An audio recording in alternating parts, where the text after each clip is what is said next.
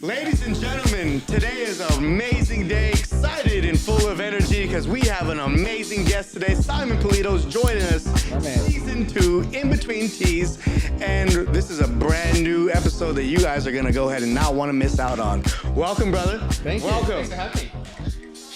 I mean, I couldn't close out this season without having you come on. Dude, it's been a long time coming.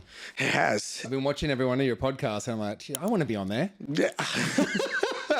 I find that very much humbling, and I just love that you've got an interest in what I'm doing. Yeah, man. Well, look, from when I first met you, we sort of like connected really well. With a lot of similarities, family upbringings, going through problems in life, trying to overcome challenges, and you were a very good support friend for me, and with nothing intended out of it, which was for me very important. Yeah. A lot of people I noticed living in California, particularly, there's always an alternative motive as to why they're talking to you.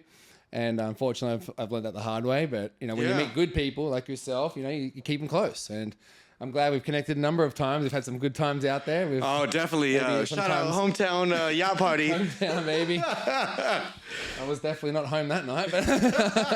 But guys, no, it was fun. Like every time I'm around you, you're a good time. You're happy. You go lucky. You bring good energy. And you're a new dad now, man. So I wanted to just come and say congratulations and spend some time with you. Thank you for blessing me the time, brother. I really want to go ahead and highlight you.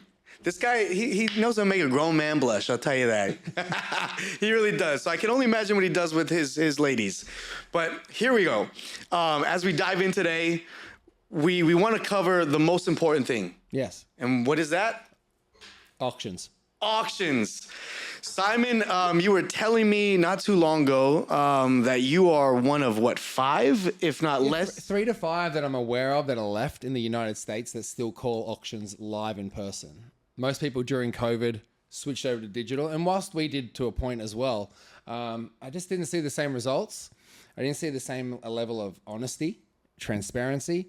So we kept ourselves as a live auction company. We still have online capabilities, but man, it's way more fun when you're out there holding this and you're screaming out and people are getting emotional. And it's a roller coaster. But I mean, I guess I'm a roller coaster junkie because I enjoy it. But it's just a great way to do business and a great way to meet people. And it's a great thing to tell others of your experience.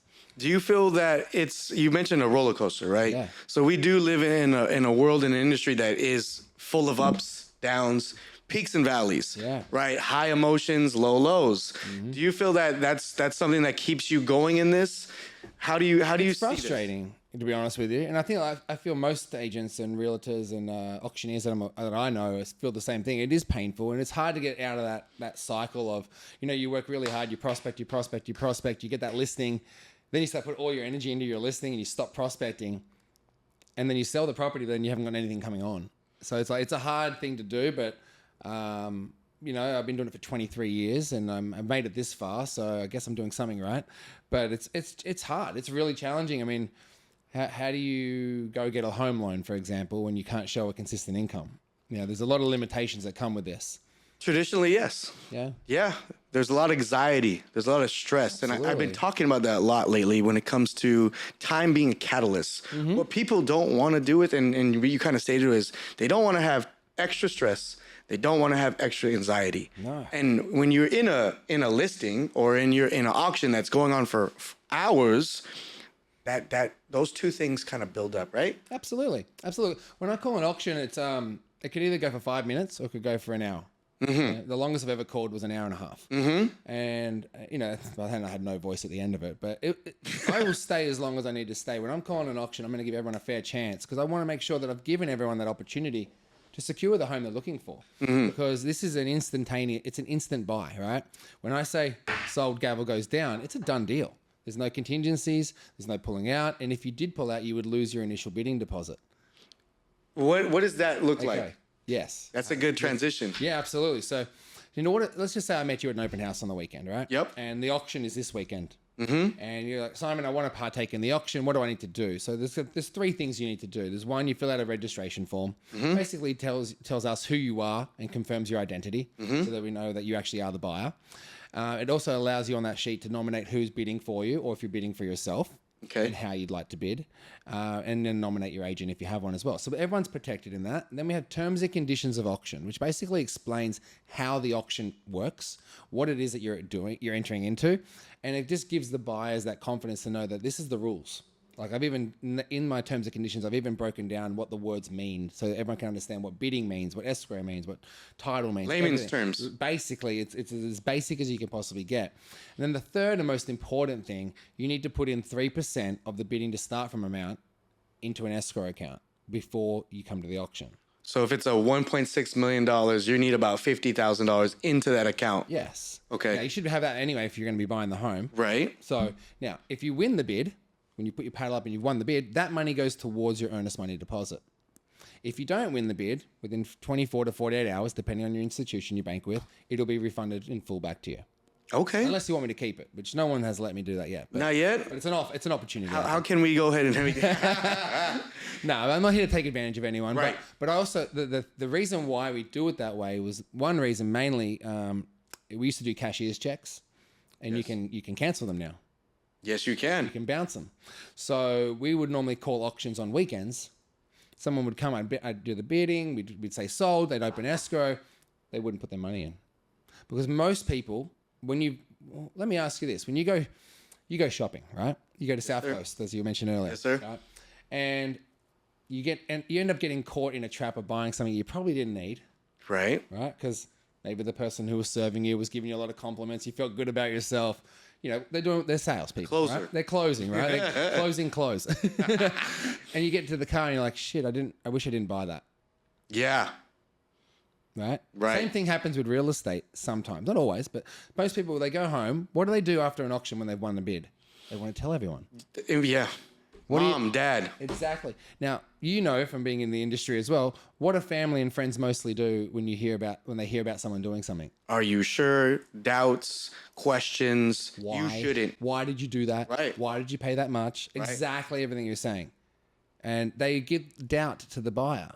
Now, most of the time that comes from a place of jealousy. Because someone can't do what they did and they don't want to see someone else succeed. It's really unfortunate. And I wish I never had to say it that way, but that's the reality of what it is. So by doing that, the buyers have doubt. And they would often cancel the check. We would never be able to open escrow on the Monday properly. So now we have the money in escrow already. When I say sold, escrow's already opened. That money's solid. Yeah. And if they were to pull out, they'd lose that money. They'd lose $50K. So it essentially keeps them motivated and having skin in the game so that there is no back out. Correct. I can go into my seller at the auction. Let's just say you're my seller and you're looking for $1 million and the bidding stops at $950. Well, ladies and gentlemen, here we are at $950,000. I'll give it 3 times out, give everyone a fair chance. First, second, third, finished, quite done. I won't say sold. I said, give me one moment, ladies and gentlemen. Let me just seek instructions from the seller. I'll come and see you. Tony, listen, I know you wanted $1 million. We're at $950. Now, what I can tell you is, though, we've got buyers that are out there, and the bid that is at $950, they've all put their money in escrow. You say sold right now to me, you've got that money in your account in 30 days.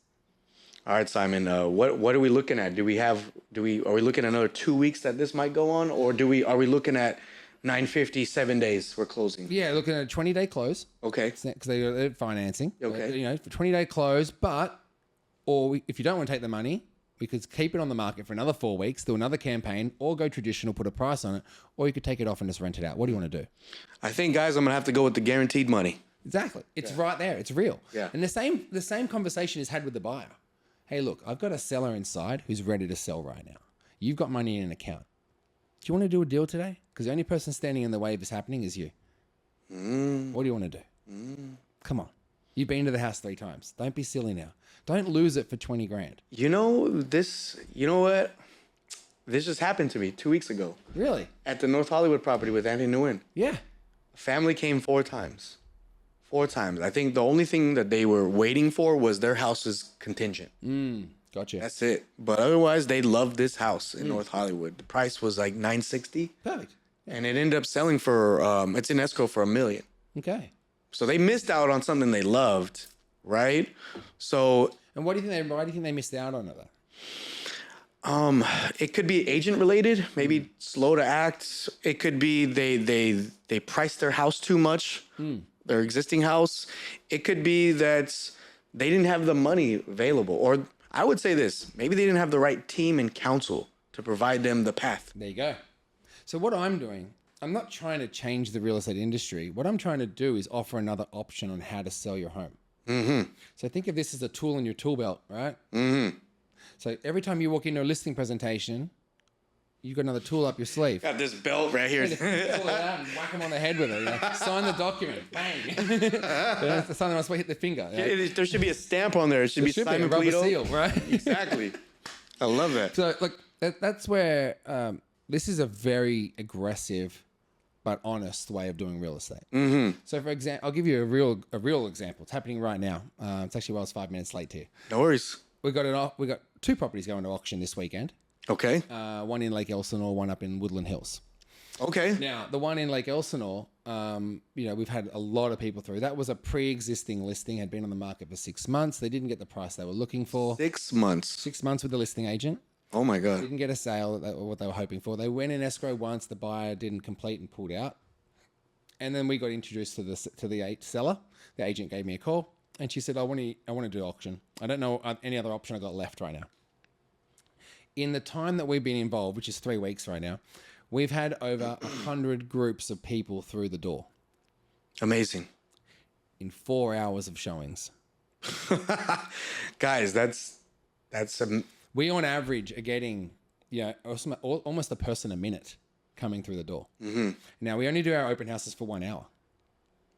Really? Yeah. I mean, let's be honest. Do you really have 4 hours to sit around doing nothing? This is very contrarian to what a normal day for an agent looks like. In the United States. Okay. Because everywhere else in the world doesn't do it like this. Not at all. This is the dated version still. America hasn't evolved. Well, it will in the next month. Okay. Right? It's coming. Yeah. It's been talked about for many years. This was happening. This was going to come. Double commissions and representing both sides and not having agreements in place. It's been spoken about from the day I landed in this country 9 years ago. We knew this was coming. I love that it's going the Australian model way because I know that. I did it for 18 years, so I know that model inside out. But like it's going to make people a lot more honest, and it's going to cut out a lot of the, excuse my language, shit agents. They don't know what the hell they're doing. I see that too. Right? When this announcement came earlier in the year, I identified immediately 2 things going to happen. The first thing is the agents that just get a list, just sit there, kind of, oh yeah, we're gonna get you the price, the lip service readers, right? Those guys are gone. And the second thing is that we're gonna need to bridge the gap for those that are more at risk. Mm-hmm.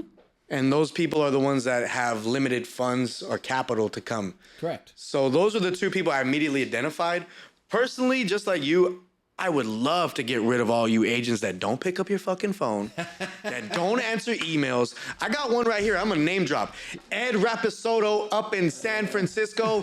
God damn it, pick up your phone. Do you need to borrow my gavel? I might need it for later. I'll let you borrow it. It's on consignment. Okay. Yeah, it's true though, right? And this is going to take a lot of agents out. I mean, I don't know if you watched. I did a bit of a rant a couple of weeks ago. Oh, absolutely. You got my attention. I unleashed a little bit, and I got a bit of flack from it. Did you? From some people, and the people that gave me the flack were actually the people that I was calling out. Oh, so they caught onto it. They caught onto it. They did? realized that they were being exposed, and again, I'm not here to hurt anyone's life. I don't want anyone to be, if you've got a family or whatever, even if you don't have a family, I don't want to hurt someone's life. That's not humane. That's not how I was raised. But I also don't want to allow people who are bullshitting the market, lying to clients, lying to everybody, lying to themselves to continue to get away with this. So they're ruining our industry. One of the great things I get to see as an auctioneer, I get to go into a lot of offices. Even though I'm a licensed real estate agent with a different brokerage, I don't go in there as an agent. I'm going there as an auction company. So I'm walking into Keller Williams, I'm walking into Coldwell Banker, I'm walking into Remax, I'm walking into Compass, Douglas Elliman, you name it, I'm walking into them, right? Real agency, all of them. I get to see how a lot of different dynamics works in different offices. And I see some agents that are doing a lot of deals, and I'm always fascinated. How are you doing 10 deals a month, right? It is amazing. In California, it might not sound like 10's a large amount if you're in another state, but 10 deals in California is a large amount of transactions in a month, every month. It's 120 transactions a year. Yeah, your average agent only does 12 to 15, maybe. No, the average agent does 1 deal a year. Oh. One. Well, I'm really lucky that I'm working with both. Right? So when I ask them, what are you doing? I always find out they're always doing it for 1%. Oh. So these guys are not only working 10 times as hard, but they're ruining the credibility of our industry by giving a low discount service. They actually don't even service them at all. All they do is they list the properties, they put them on the MLS, put a lockbox on it, and they go back to prospecting for the next listing. They don't go out of their office to show it. They don't answer their phones. It's just no-brainers for them. It's just burn and churn. Churn and burn, whatever. They're very transactionally mindset. Exactly. But the day they stop calling on the phone is the day their business dies. Right. Because they're not going to get much referral business. You're right. Right? Now, I mean, I call expireds as an agent. And when I call them, I love it when they say to me, "Oh, but my last agent was doing it for 1%." And I always say to them, "You know what? How about this? I'll do it for free. And I'll give you the same result your last agent gave you. How about that?" I like that rebuttal. And they're like, "What do you mean?" I said, "Well, your last agent didn't sell it, so you actually didn't pay him anything. If you'd like that same result, I can do that. It's a different mindset that you're delivering to them. But if you want me to get your home from for sale to sold, I charge 6%. Yeah. And on average, I get an extra 10% above what we're looking to get. So if you're comfortable with making an extra 4%, let's start the process." Yeah. You're basically netting whatever you would be costing. Exactly. So if we can show value in anything, same with you. If you can show value in a loan that's going to show that the family can make money out of this and they can live a comfortable life, then you've done your job correctly and you've showed them a great path, right? Yes. Same for us. We're not here to take advantage of people. Yes, there are a lot of agents that do, but I'm not. We're not here to take advantage. I charge a 2% buyer premium. I'm the cheapest buyer premium in the marketplace. My next competitor charges 5%. They go up For as a high buy? as 15%. Wow. Yeah, you're going to go work with Concierge Auctions, Decaro Auctions, Supreme Auctions, all the other auctions that are companies that are out there that are doing absolute auctions, which is I don't do, and I'll explain what that is. They're charging between 12 and 15% on average. Damn. Did you see the house last year called The One up in LA? Yes. Right? Sold at auction. It's actually a world record. What was it, 600? It sold for 126 million. Oh, I remember at one point it was. It was listed at $500 million at one point. Right. Yeah. And then he was about to get foreclosed on at 200 million. Okay. Now, the owner went with an auction company and a big agent, Aaron Kerman, and they had visions of getting over 200 million. Now, they didn't. They got 126. They sold it to the owner of Fashion Nova. Okay. He paid a 12% buyer premium. Holy shit. Now, at first, I'm like, why the hell would he agree to pay 12%? Well, he's still getting it for a lot less than what it's really worth. Right. Right? He picked up a steal right there. Yeah. And rumor has it he's actually going to put it back on the market. He's made some changes to it. He's going to put it back on the market and make $100 million just for doing nothing. Right? If he does, it'll be interesting because LA is going through a very big transition period right now, especially with the new taxes that are implying and the millionaire's tax, all that. It's everything. You can't escape it. And a lot of people want to get out of LA because of this reason. yes. That being said, those guys do absolute auctions. Now they're selling at discounts. They're not getting repeat business. Yeah, they're doing one deal a year and I've got to do 40 to get to their one deal. But I'm getting those 40 people back to come back and work with me again and again and again. These people are getting one deal. In different avenues, different channels. Absolutely. Right? And it's all online. You don't even know if you're bidding against the real person. Is that right? It's all online. It's like eBay. So you got a guy with a black screen. No, not even anymore. They don't even have that. It's literally just you're looking at like eBay. There's a number on the top and you press the button bid. And you put in the number you want to bid. Wow. Now, think about this. We're in a world now where AI is huge. Yes. Right? And I think it's a great asset, but it's also going to be a downfall in our industry because it makes people more lazier and they're not doing honest work because of it now. And look, the regulations will change as time goes on. Someone's going to be made example of. It's going to happen at some point. But do you think that they haven't got AI for buyers to make bids for them at the last minute? That's a good point. Right? That's cheating. That is cheating. It's not fair to the other person. What if you're at an auction online with your wife, with your family? Yeah. Right? And you're about to buy your home and you're excited. You're winning the bid. There's 10 seconds. There's a minute left on the counter, and you're like, okay, we got this. In the last half a second, someone puts $1,000 more than you. You fucking dick. Right? And you're like, well, no. So most of those websites will add an extra 5 minutes every time there's another bid. Yes. But this can keep going because the bot is programmed to bid $1,000 in the last half a second. Huh. Yeah, So there are a few companies that are being sued right now. really. And there's going to be more that will be sued. I won't mention those companies because I don't want to be involved in their lawsuit. But they're big companies. Some of the biggest leading auction companies in the world. And they're being sued for hundreds of millions of dollars for negligent work, unhonest, fake bidding, dummy bidding. This is not what I want to do to the industry. I want to bring honesty, transparency, and just an easier, stressless process for everybody, right? No, for us, we don't do absolute auction. So an absolute auction, just to explain what it is for you, means that no matter what the bid is, it'll absolutely sell to the highest bidder, no matter what. So if no one turns up, only one guy turns up and makes a bid, guess what? That guy's getting the deal of a century. He wins. Right? Now, that holds the seller ransom. They don't get a chance to say, I don't want to sell it. Right. Right? So if the list price, the anticipation was you wanted it 1.2 mil, and one dude shows up At 700,000. Yeah. 875 or something. Yeah. Done.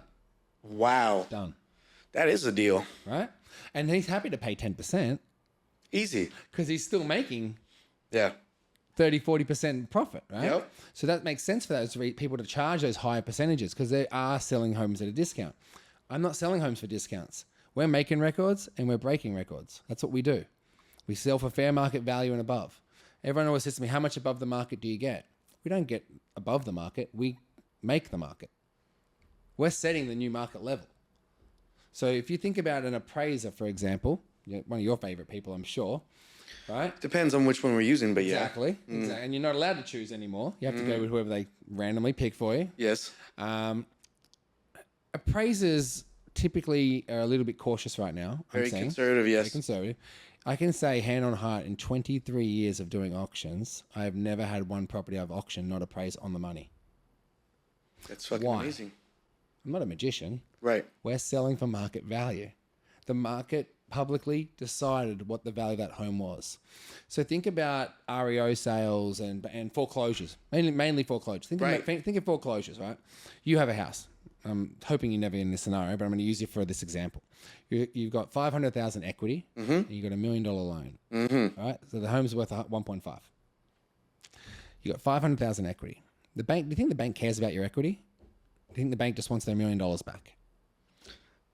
It depends. I'd say they want their $1 million back. It's not their $1 million back, right? If they get a little bit more on top, they'll give it to you, but they don't really care. They're not going to push for that extra 500,000 because they don't give a shit. Yeah. Right? Now, back in the day, they used to be able to sell those foreclosure homes traditionally. There's a reason why they all go to auction now, because that is deemed as fair market value. Not what the bank wants, not what the seller wants. It's what the market is prepared to pay. That makes sense. It's fair. It's honest. That makes sense. So if any of you out there in a pre-foreclosure, and I hope you're not, but if heaven forbid you end up in a pre-foreclosure situation and you do have equity, reach out to us. We can save your listing and get that money back in your pocket before you lose it all. What do you think that timeline is? If someone's, for example, in that situation, we get an NOD, what's 30 days, 60 days? 30, 60 days. Yeah. You engage us. We send the company that's issued the NOD a notification that we are going to be auctioning the property, Okay. preempting what they're already going to do, saving them the time, money, and effort. They're going to give you an extension on your NOD. Okay. Because we're showing them that you're going to sell the home, you're going to meet the market, and you're going to get this home sold and pay off your debts. And that's been effective for all parties. Look, we haven't had too many of them over the last couple of years because the market's been the way it was. Yes. I subscribe to a lot of information, and I on every week get a list of NODs. Yep. Right? Some in San Diego, LA, wherever it may be. On average, there's about 5 to 15 max on that list. Yeah. Last week there was 256. Last week. 256 NODs went out. Why do you think that is? The economy. We're living in a false economy. Right. Right? Just because we look good doesn't mean we're killing it. Right? No. People perceive us as making millions of dollars, and we will one day, hopefully tomorrow or today.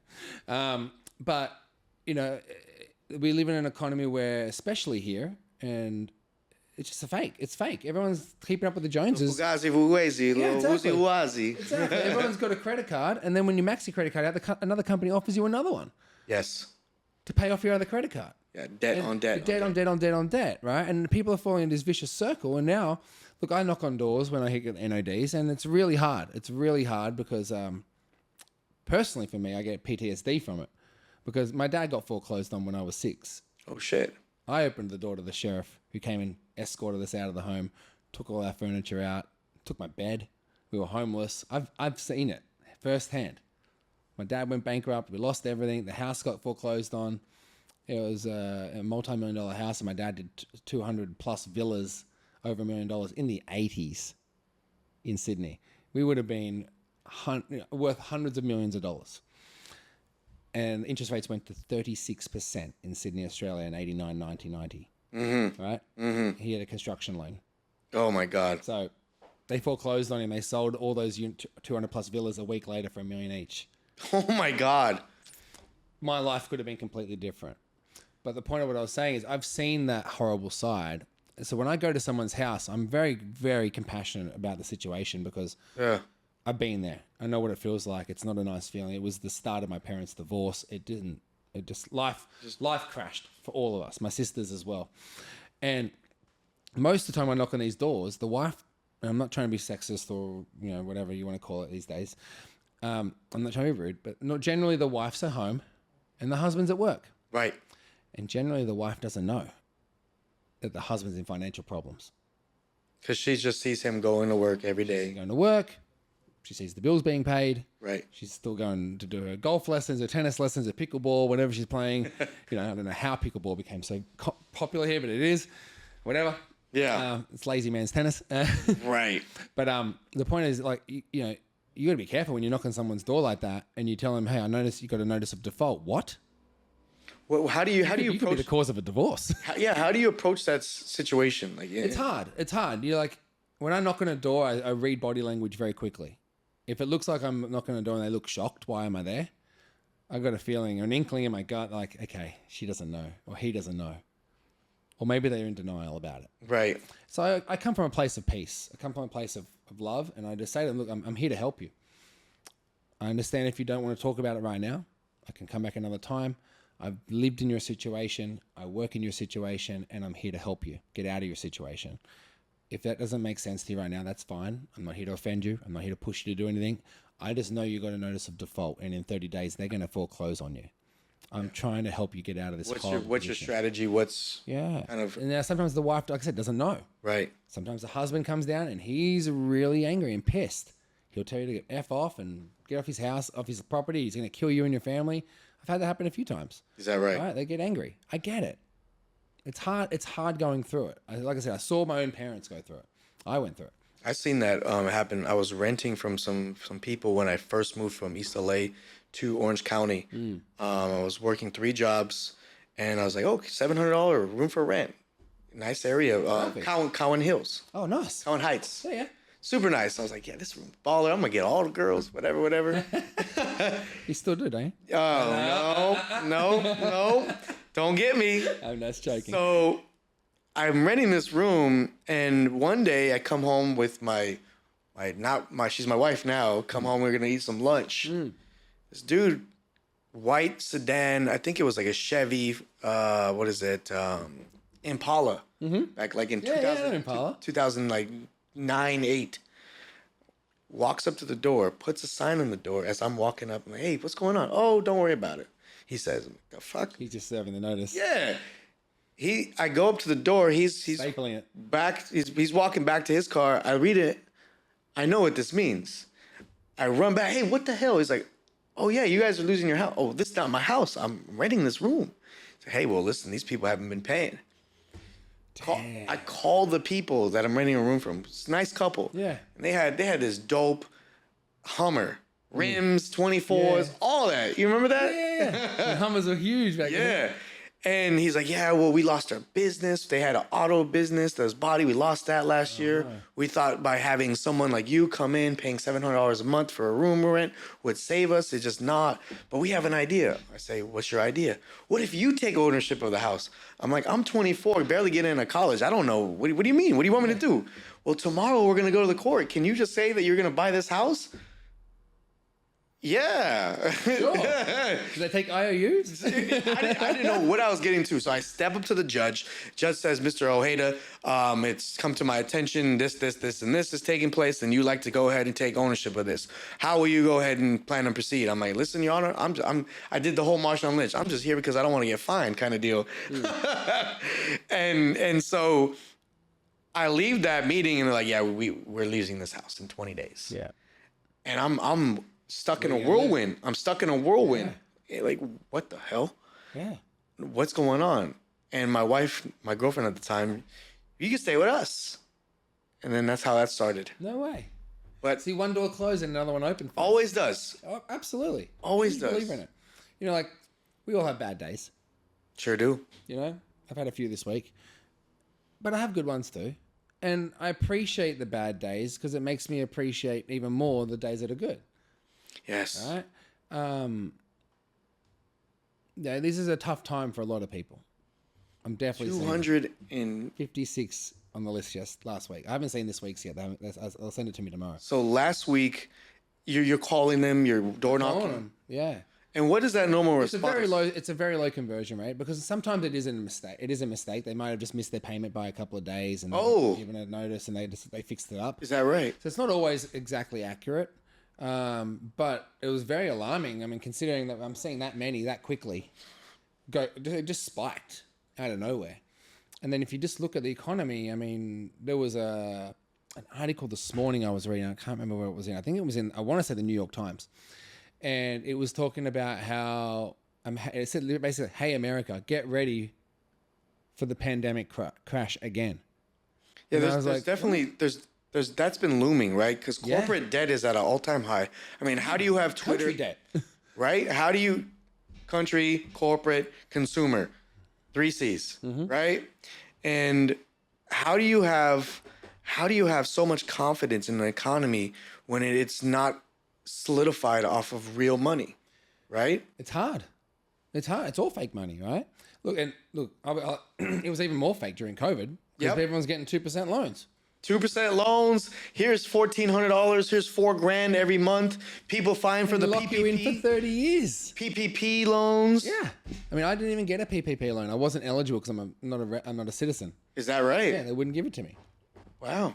But yet, if I jumped over the fence and just walked in, they would have given me a life insurance plan, health cover, a house, a roof, and some food. Right. But because I came here legitimately, I don't get anything. So I didn't get that, and thank God for the SBA loan. You know, well, I didn't get much. I got like $25,000, and that's all I needed at that time to keep my company afloat. Yeah.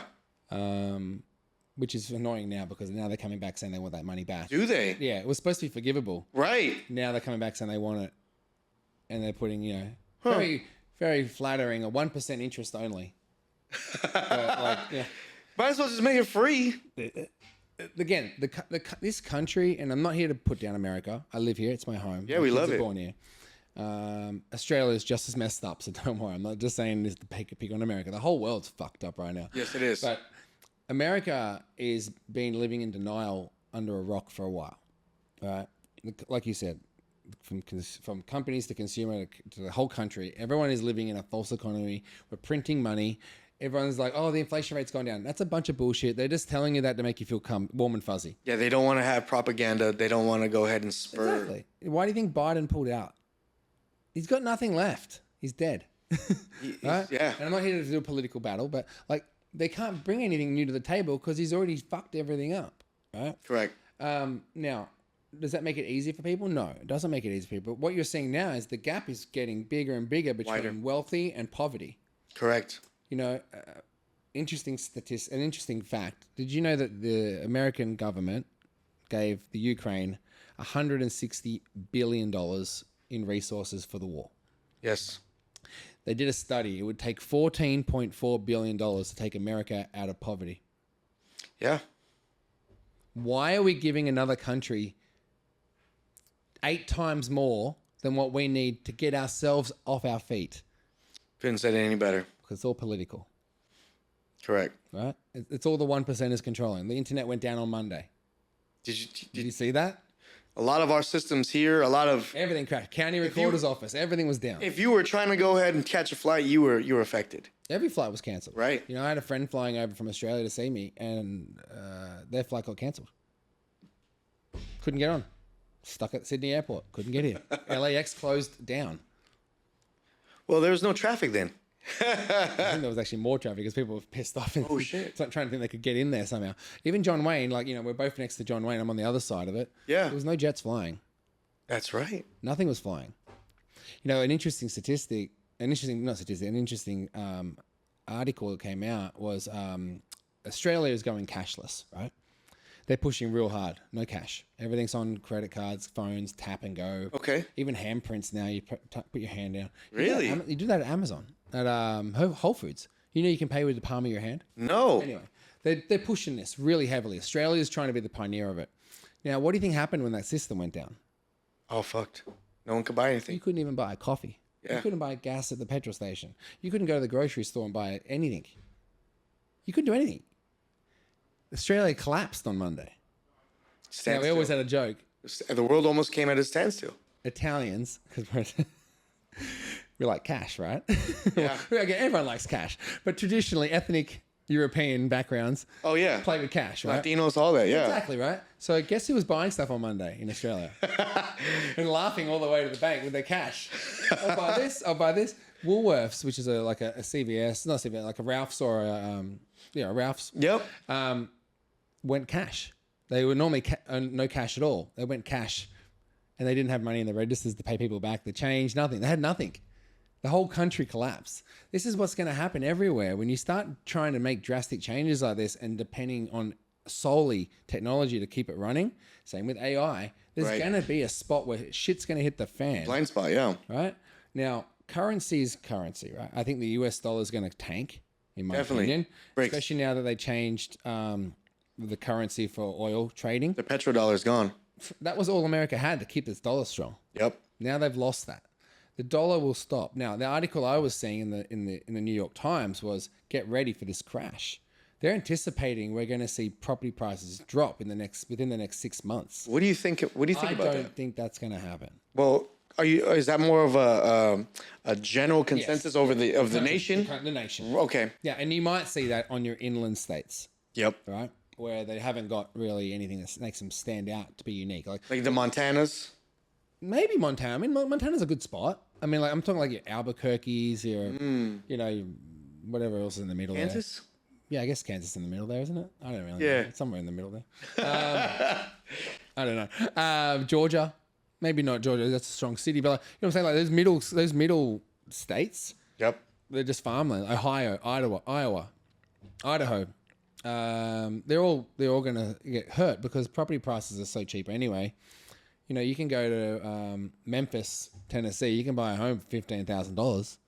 Right. Might not have windows, but it'll be a house. Mm-hmm. But, you know, over here in Orange County, particularly where we are, you know, your average sale price is minimum $1 million. Right. And otherwise, when you get closer to Newport, it's a minimum of $5 million. Yep. And now, you're seeing the high end get a lot more inventory all of a sudden. Yeah, it's staying on the market longer. Well, it always does because of my rant a couple of weeks ago. There's a reason for it. This gavel's worth $50, say, right? These LA agents, and they know who they are, and I've called them out before. They come down here from LA because the LA market's gone to shit, so they're coming down here to ruin our market now. They come down here, they put a price of this at $5. Oh, sorry, of $500,000. When it's only worth $5, maybe $50,000, make it more realistic. $50,000 when it's only worth $50. Why? To make me, the owner of it, feel good? I'm going to sit on the market for 3 years. They're going to put me on a television show that's going to air a year and a half later. Think about this. Like, I'm not being an asshole. I'm just being factual, right? Right. People don't realize to check the facts. Everyone believes social media now. And social media has taken over the TV as far as fake news Definitely. goes, right? And you can go on there, you can put any article you want. No one validates it. You can. You could I could go on there right now on this live, and I could say, hey guys, we've got 25 minutes. The world is going to get blown up in 25 minutes. Simon Polito's worth $2 million Seek refuge. right now. Seek refuge. Ladies' bed. Bid on him. But you know what I'm saying? Like, Yeah. that's not true. But the fear that could come out of that could change everyone's attitude. Right. These agents are coming down here listing $10 million homes for $30 million, ruining our market, but then bragging about it online to get kudos from people that can't afford the home anyway. Oh, we've got 20 listings in the area. We've got over $1 billion worth of real estate on our books. Amazing. Yeah, great. But when's you're that not closing sold? your books. Yeah, when's that fucking sold? They don't. Right. They don't sell them. They're all going on their shows. They're all fake. They're fake agents with fake cars that they don't own. They all drive Hondas, but they all rent a Rolls Royce for 30 minutes to make it look like they're fucking ballers walking onto a show when they're not. They're not real agents. Some of them are not even licensed. They're just actors. The listings they go into are not even real listings. They're fake listings or owned by friends and family. I know this for a fact because I've had text messages from their production teams saying, hey, do you have a $20 million home? Even if it's not on the market, we'll make it look like it is. No way. This is what the people believe when you watch all the shows. Whether it's HGTV, whether Bravo, it's selling, all that. All of them. Selling Sunset, selling the Orange County, selling the OC, fix $1 and flip million shows listing, too? flip or flop. Now, flip or flop, and I used to work in the same office as Torek and Christina at one point. Uh-huh. And I don't have a problem with them, but the show doesn't represent what actually happened correctly. In which Who way? do you think was paying for the renovations? The network? The network. No way. So who do you think's making the profit?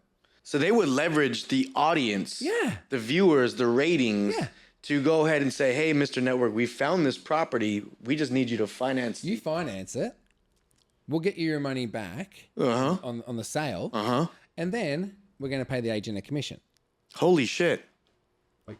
Guys. But the TV sees it as, oh my God, these guys are geniuses. How the hell do they flip a whole home for $30,000? You can't renovate a home for $30,000. No, not at all. You can't even get a cabinet for $30,000 these days. No, yeah. Lumber and labor. So let's think of it this way, like the perception of the audience, right? The perception of the audience is that they see these people and they have these listings or they have these flips.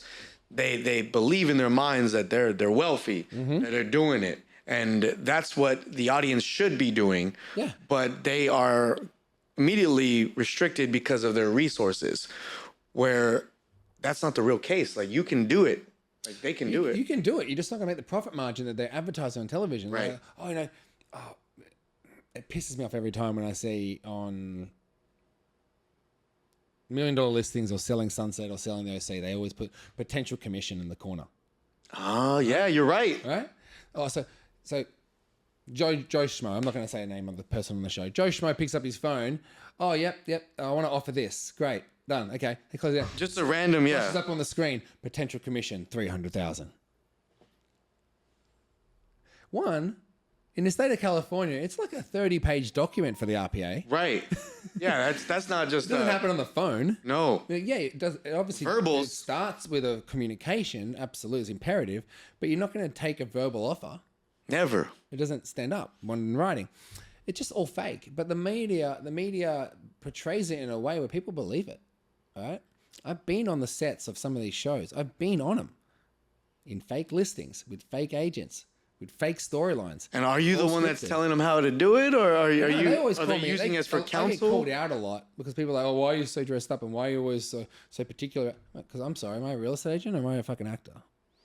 Right. I'm a real estate agent or an auctioneer. Yeah. All right. I don't want to. I'm not acting. I'm being honest. Yeah. I've been doing this for 23 years. I didn't make it this far by lying, cheating, and fucking people over. Yes. I made it this far by being honest, working with good people, and I consider all my clients that I've worked with friends now. They're friends. Absolutely. You know, Relationship based. When I got married, I should say, I had 2 weddings in 2 weeks in 2 countries.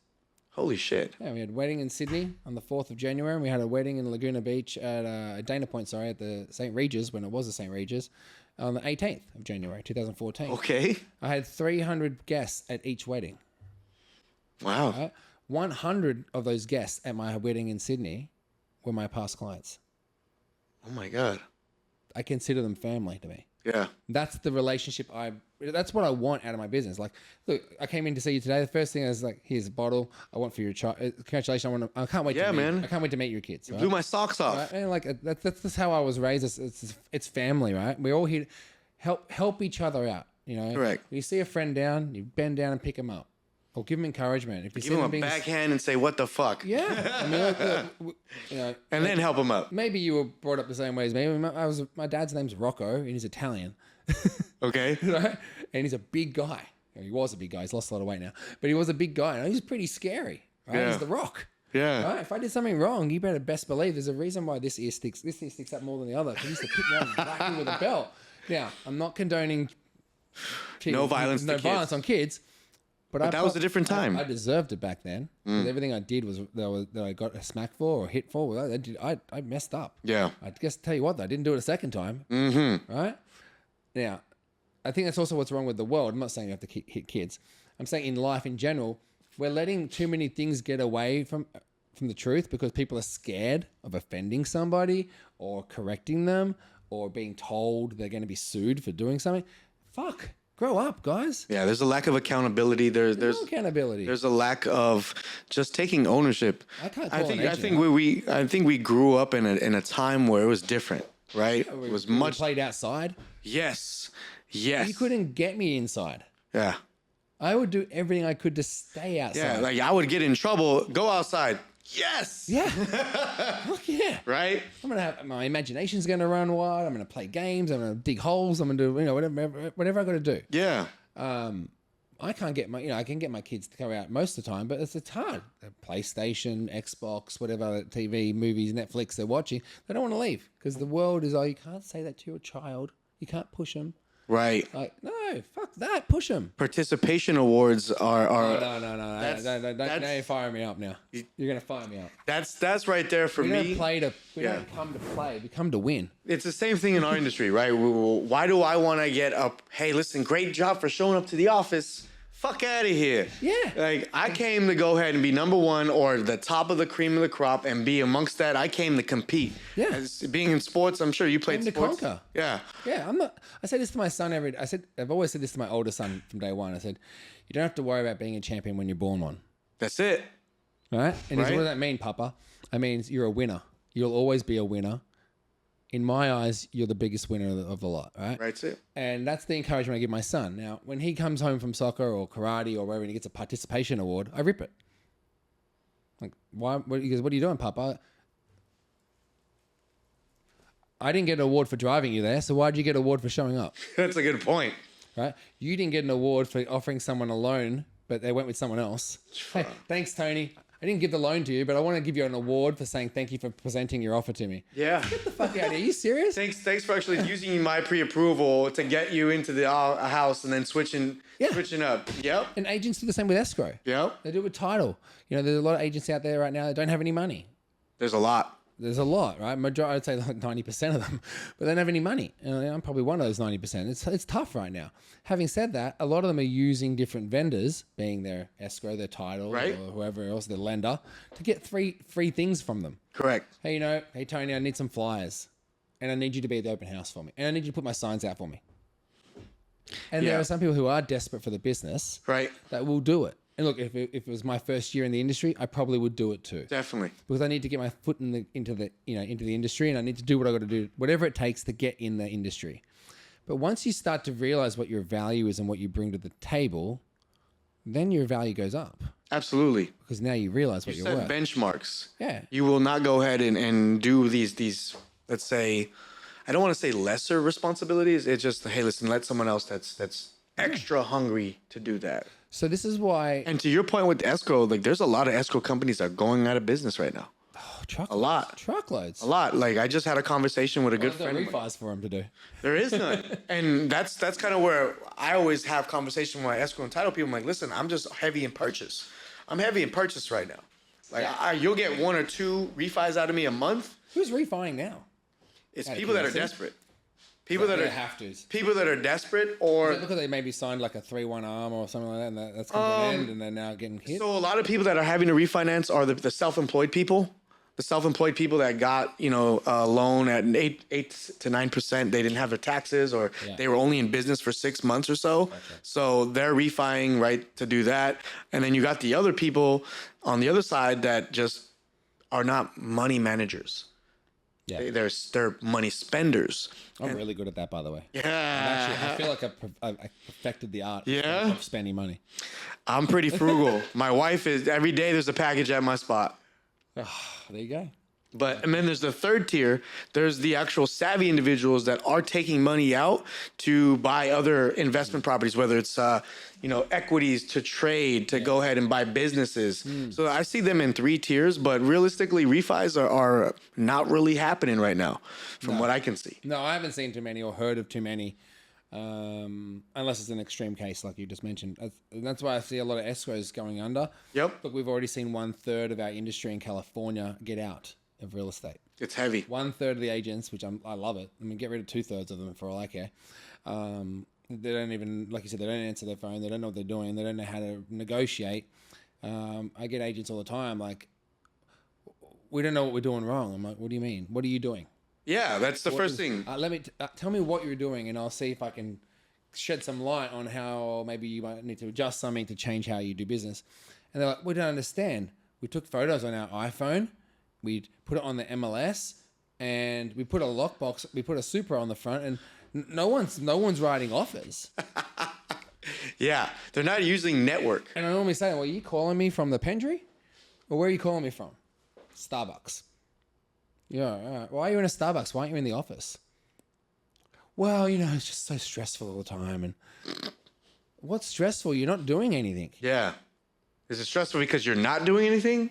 COVID made everyone lazy again. Absolutely. Right? And the agents that joined during COVID, and there are a few of them that are really good. I'm not here to put everyone down, but most people who worked in COVID forgot about what you actually have to do in real estate. They even forgot their data. Oh, everything. Look, in Irvine, for example, during 2021, 2022, you could sell a home in Irvine within half a day. Average days on market for Irvine was less than a day. Holy shit. By the time you put it on, you had an offer in your inbox before you got back to the office. And then it just stacked up. So I get it. You didn't have to do much work, right? But how much more money do you think they could have made if they actually did the work? They wouldn't be working. Repeat business. They wouldn't be working. They wouldn't have to. They'd have a team working under them that would work for them. Correct. Right? And this is where I see this is a major problem with the US particularly. Everyone's looking for the shortcut, but no one wants to do the work. Right? Very much so. Shut the fuck up, go to work, roll your sleeves up and go to work. All right? I down-dressed for you today. I took my tie off. I seen that. Everyone in my office knows. If you're not suited up, you're not welcome in my office today. Is that a real thing? Yeah. So if I was to go to your office, No, if you work for me. If you're working for me. If you're on my team. I noticed that. What's that? Glenn. Yeah. He's always spiffy. Glenn's my boy. I love And then Glenn. there was Cyrus for a time. Cyrus as well. He was always looking. Yeah, still work with Cyrus. He went to another brokerage, but we still do work together. And Yeah. Fabian as well up in LA. Yeah, and Fabian too. Layla down here in Orange County. And Is that a credo? Is that a quote that you live by? How did you come to set that up? my bosses in the past, man, if I had gone to work in Sydney with this much facial hair, I would have been sent home. Is that right? Yeah, if my shoes weren't polished, my top button wasn't done and tie on, don't come in the office, go home and don't bother coming back until you fix yourself. Is that right? That's what the rules were. My first ever boss, every day is a job interview. Think about that. First impression. You go to the shops, you go to the gas station, you go to the mall, you go to the mail room, you go to the parking lot. Someone's going to see you today. Now, if you look good and you feel good, what does someone think about you? That guy's doing well. Yeah, I need to work with that guy. Now, if you look like a homeless person, you let your hair out, which I'm sure you do every now and then. But you let your hair out, you're coming out with a cigarette in your mouth and you just look like, Yeah. People are like, who the hell is this deadbeat, right? Not saying that you would do that, but just that's in general, right? Right. So I have a rule, in my office, in my team contracts, you're actually not allowed to wear plain socks. Plain socks. So you'll see So either always colorful. Yeah, socks. you always have. Always colorful socks. For So me, you look can't have white or black or just one color. Uniform color. It's gotta. no black socks. Really? Go to a funeral and wear that. I didn't even wear black socks to the funeral, so I always wear colorful socks. Yeah. But, because life's too short, right? Everyone says it to me all the time. Oh, you know everyone. And how do I didn't know anyone. I came to this country. I didn't know a soul. I knew my ex-wife's family, and that was it. And they were I was very blessed that they helped me get off my feet and put some great opportunities in front of me, and I'm forever grateful for that. But I didn't know anyone. The only way I could meet someone, I joined every networking group I could possibly join. I went to every event that was available. I constantly went to open houses just to meet other agents. I pushed. And how long was that for? Dude, I've been doing it. I'm still doing it. 9 years. Well, in that time... Initially, it was probably for the first 2 years, I went real hard. I was down in San Diego, and it was really hard for me because San Diego is an amazing place to live. Yes. But it's extremely quiet. Is that right? Like, I was in La Jolla too, which is... Okay. Like, it was a beautiful area, don't get me wrong. One of the nicest locations in the country. Great golf courses. Great. I was around the corner from Torrey Pines. I never went on it. And I had local access too. I had a driver's license with an address. I could have gone anytime. We're going to figure that out. Yeah. But you know, they're all retirees. Most people who lived in San Diego when I was there, that was their second home, or they'd already worked their lives and they were winding down. Yeah. And every other guy that was living there who was our age was a trust fund baby or just a pothead who was just stoned all day. All right. They didn't work. Relax, man. Yeah, you're moving too fast. Yeah, let's meet for breakfast. All right, I'll meet you at 11. Yeah. 11? We got to be done by 1 because happy hour starts at 2. Yeah. And they're going to be back on the golf course at 3. Yeah. I'm like, when are you guys working? No one works. So like, this is where I just like, I get frustrated very much so because I was disciplined very heavily by my bosses. For all my bosses, you know, I had in Australia, all my leaders, and they taught me a level of discipline for myself that I now respect. Look, I love wearing a suit. It's like a body of armor almost. Dude, I feel invincible and confident like nothing else. I've said it so many times. I used to get on the inside my confidence suit stitched on the inside, a little tab, the same as the one that's on here now, the Hugo. Yeah. I would just get my confidence suit stitched on there. So every time I'd go into an appointment, if I didn't know what I was doing or I was a little bit lost, I didn't have the confidence, I'd always and I always had it on my left over my heart. I'd always tap it before I'd walk in. And that was my confidence. Okay. All right. I feel strong and confident and I know what I'm talking about. I walk around my gavel. I got this. People don't fuck with me. Is that is that what something you've seen from your dad as well? I mean, my dad didn't wear suits because he was a civil engineer and and he didn't wear suits. He was in the construction industry. So I've always wanted to wear suits. I've always wanted to look good. But yeah, I just wanted to always dress well. My mother has worked in the retail trade the clothes industry her whole life. So she's always pointed me in the right direction to get better clothes that fitted. I don't wear American bought clothes because they're all loose and baggy. I like European style fitted. Yeah. When you're wearing a suit that's fitted to you, you can stretch your arms and it doesn't rip. Right. Because it's fitted to your body. Right? I can go like that and it doesn't rip the seams at the back. Mm-hmm. Right? You get a suit off the rack, it's a generic. It's not. It might be good for a day or two, but you're not. If you're wearing it on a regular basis, it's not going to work out well, and it's going to flare out. You're going to look, uncomfortable. You're going to look awkward. So presentation is everything for me. Yep. How you present, how you look, how you feel is how someone sees you. That's how I've played sports my whole life. If I look good, feel good, then I'm playing good. Yeah. And I've kind of carried that into work and business and everything. I see you out there. I see you have a little golf shirt on, a little visor or a cap every now and then. You know, you got to do it, bro. And you look the part. That's it. Right? And, in between the tees. This is what attracted me to you. The first day I met you, you offered to take me golfing. Yeah. And I said, are you sure? Let's do it. I'm really fucking shit at it. I'm really bad at it. That offer still stands. Well, let's go. Let me ask you this as we close this out. How's your surfing lessons coming? Oh, dude, I did.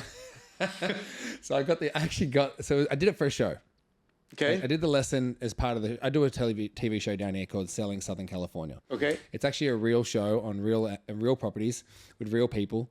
Nothing. I mean, look, it's slightly scripted because we got to know what we're doing, but it's not scripted in the fact that it's a completely fictional story. Yeah. And my last episode or segment, if you will, I went and focused on a lady called Vanessa, who's known as the Queen of Blackies Beach in Newport. Okay. Yeah. Not a racist slur in any way. There was a guy who owned a restaurant one street back from the beach there called Blackies. Yep. And he was part of the community, and that's why they called the beach Blackies after him. Mm-hmm. And she taught me on a lesson. I hadn't been surfing in over 20 years. Now I grew up in Sydney on the Sydney's northern beaches, and I was very proud of my last attempt of surfing because I stood up the first time. And I always have a joke say, "You're only as good as your last time," right? Yeah. So I never went back again because I didn't want to fall over. Now I got the segment yesterday delivered into my inbox from the production team, and I looked at it. Damn video, half the time all they're showing is me falling off the board. They didn't want to show me the good time. So I made an example. Look, it's all fun and shits and giggles. I don't care. I don't take it personally, but I love the ocean. You know, when I went back in it, man, it's really hard for me to explain it, but like I lived on the ocean my whole life. I wasn't a big surfer. I'm Italian. I was built for land. I say to people, I'm Italian Lebanese. I built for land, but I appreciate the ocean. My first condo I bought was on the sand in a suburb called Narrabeen in Sydney's northern beaches. I'd finish work and I'd go for a swim at the beach. I love to body surf, but surfing is an art form. It's a skill, but yes, it is. But being out in the ocean is, I'm sure, very similar to you being out on the golf course. It's serenity. Peace, serenity. It's mental health. Dude, it's not spoken about enough. Mental health. And that's a whole nother segment with you here, like on that one. Like I'm a big advocate for men's health. Yep. I'm not saying that women don't have a right to have women's groups and all this, but I want to start a men's group. How can we do that? Let's start it. I want to start a men's group where we can all help each other out. Let's support men in business for once. I think that's something that's not done openly. No, because we're going to get criticized. Someone's going to see this and they're going to criticize the shit out of me. Yeah. I would say that right now is the best time to go ahead and make this begin.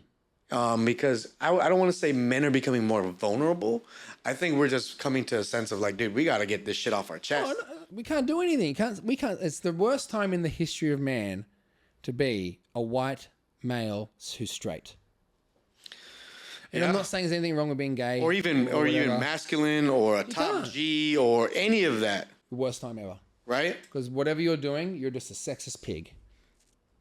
Or something else. Yeah, or something to that degree, right? And it's frustrating me. Like I said, I'm here to poke. I'm a kid. I'll poke fun at people when I have the right to because I've done something wrong. But yeah, like, why are we not helping other men out right now? Suicide is the highest it's ever been for men. Male depression is the highest it's ever been. Especially male anxiety. for veterans.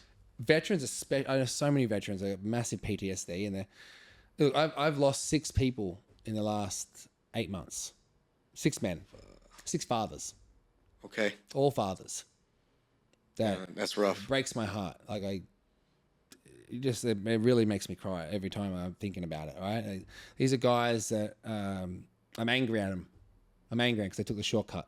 They did. They didn't hurt themselves. They hurt everybody else around them by doing this. Yes. And I've been in situations where, don't get me wrong, I'm not suicidal, but I've thought about what would it look like if I wasn't around, right? Same. And there's one thought for me is the aftermath. Yeah. The fallout. What's going to happen? What fallout. are my kids going to say? That's what it is right there. I was in my black hole and I thought to myself, the moment that my wife has to deliver this news to my daughter, that right there breaks. I was like, nope, nah. I don't want anyone going up to my son or daughter or my other son. Correct. 3 kids, and then go up to, how'd your dad? Where's your dad? Oh, he died. How did he die? Oh, right. He overdosed, or he killed himself, or he just hung himself, whatever it may be. That's horrible. I would never want that. So anyway, I don't want to end on a bad point. Let's definitely. But I'm definitely down to start a men's group. That's one thing that I always want to have on this show, because I'm always focused on philanthropy and I'm always trying to find out how I can plug and play to do something better for the community. So if that's something that we can really tie in on, aside from golf, because we're going to get you better on. Do it on the golf course. That would be fucking awesome. Let's do a men's in golf day. I love it. Freaking women in golf day all the time. Let's do it. I'm all for it. This is a little funny joke, I tell you. So I got asked to be on the women's council. Okay. I said, I'm not a woman, though. I said, I was a bit of a smart. I said, why? I have a real. Now I understand why you're asking me. You need a man to get the woman's job done right. Just joking. I'm only joking. It was a joke. There's always. I always say when Caitlyn Jenner won Woman of the Year, it took a man to win. It took a man to win the Woman's of the Year. My guy. It's like we're having too much fun. I'm just saying what it is. Yeah, we can't say these things. We can say these things. We can say, look, I'm not here to hurt anyone. I'm not hating on anybody. I'm just this is just reality of what it is. So That's it. man, I'm very grateful you had me on the show today. It's been fun, bro. It's been fun, and I know that this is just one stepping stone to where we're going, and I'm very fucking serious about this men's council. Yeah, let's if we do can it. do that and then incorporate golf and then maybe build on that by doing tournaments for charity tournaments for this. Charity. Let's do it. For male depression, for prostate, cancer. That's what I did do in Australia. I did prostate cancer and male depression and anxiety. Okay. I've been a volunteer to them for 20 years now already. Okay. And that's what we got. Remember Movember? Yeah. That's where it started in Sydney, Australia. It started there. I was an advocate for Movember, and every year I'd raise, a couple of $1,000 and I'd donate and I'd do other events throughout the year. But I want to do something like this where we can bring men back together in not an offensive way to other people of any other race, type, or gender, whatever you want to call it, and just help people out. There's a lot of fathers that are struggling right now. Yes. Especially the fathers. Let's do that. Yeah. Let's put something on the books because that's all I want to fill my calendar with the rest of the year. Yeah. That's it. Yeah. And then getting you more auctions. So to end on this is auction season right now. This is the busiest time in real estate every year. That's it. Right now. We are selling homes for exceptional prices in exceptionally short amount of times with exceptionally large amount of people through. The one I have in Woodland Hills is going to auction this Sunday. I've already had over 250 people through the door in 5 open houses. And the open houses only go for 1 hour. So in 5 hours, 250 people have been through this house. Now, it was on the market previously for a month before, and she had no activity. It works, guys. I'm not a magician. I have a formula that works, and I can put more money back in your pocket as an agent with no cost to you. Simon's here to change the game, show us the way, and I think he's going to go ahead and pave a new way for all the agents that are ready to go and put in the work. Yeah. Simon, appreciate you, man, for stopping in. We rounded out this round in between the tees. Stay tuned for the episode. Always like, subscribe, and thumbs up. Appreciate you. Yeah, baby. Let's go. Signing in, man.